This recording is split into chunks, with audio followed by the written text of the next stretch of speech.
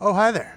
My name's Topher, and you just stumbled upon my little wine show, where I take the vast subject of wine and break it down into easy, factual, usable nuggets to help you, you, look like a sommelier. That's a wine expert, or the opposite of an idiot when it comes to ordering wine. I'm only kidding. You're never going to look like an idiot, but you're going to look a little better when you know what you're talking about when it comes to wine. Tonight's episode begins in Portugal.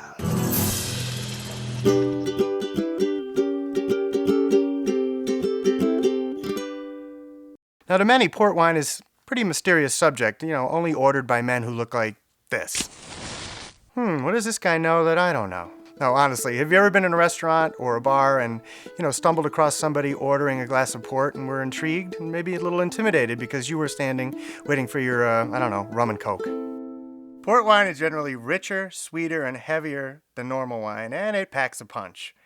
It has about 19.5 to 20% alcohol. Bet you're really going to appreciate.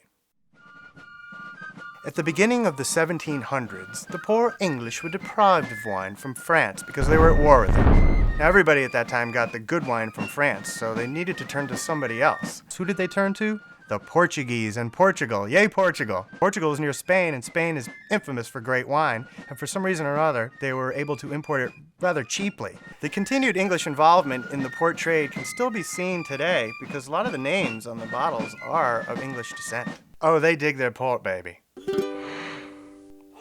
You might wonder where it got its name. Well, actually, port wine came from a seaport city called Porto. But only true port comes from this region.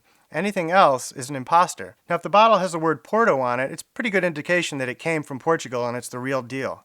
If it just says port, there is a chance it was made somewhere else and it's made to resemble what comes from Portugal. That could be decent, but if you want the real thing, look for the imported label on it. All right, so now the English had a wine supply, but there was a problem. Very often it would spoil during the long journey back to England, which is a major problem.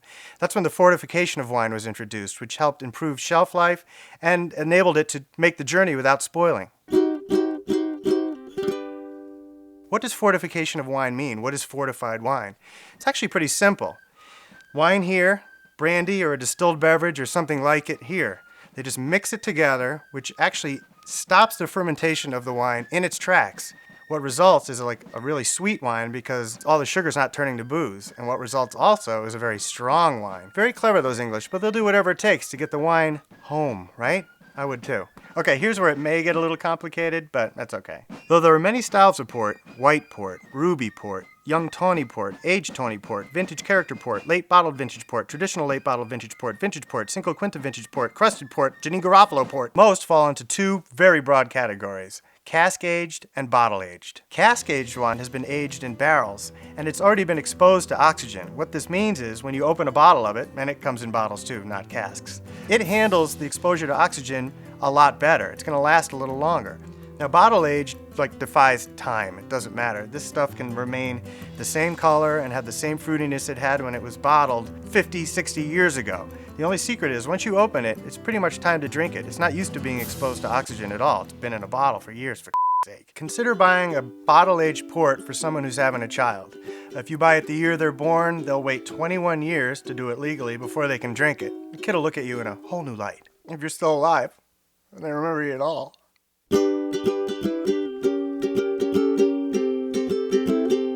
You can drink port wine as a dessert replacement. You can drink port wine with dessert because of its innate sweetness. It goes with all desserts really well. But it also goes great with cheese really well, just like any red wine. But it goes with this particular cheese very well. This is Stilton cheese from England. And this is what they pair it up with, and they know what they're doing.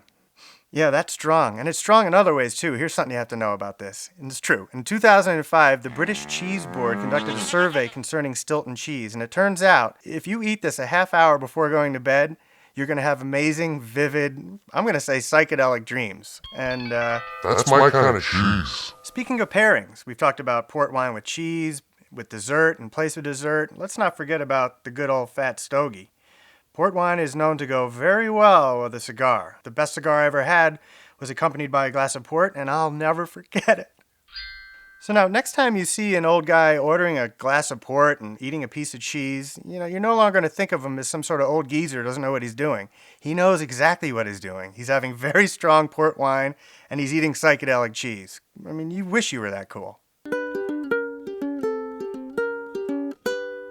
Port wine really is a pretty involved subject, and you could really get into it. If you find you've ordered one and you enjoy it, go deeper. Really explore until you find the one that really makes you happy.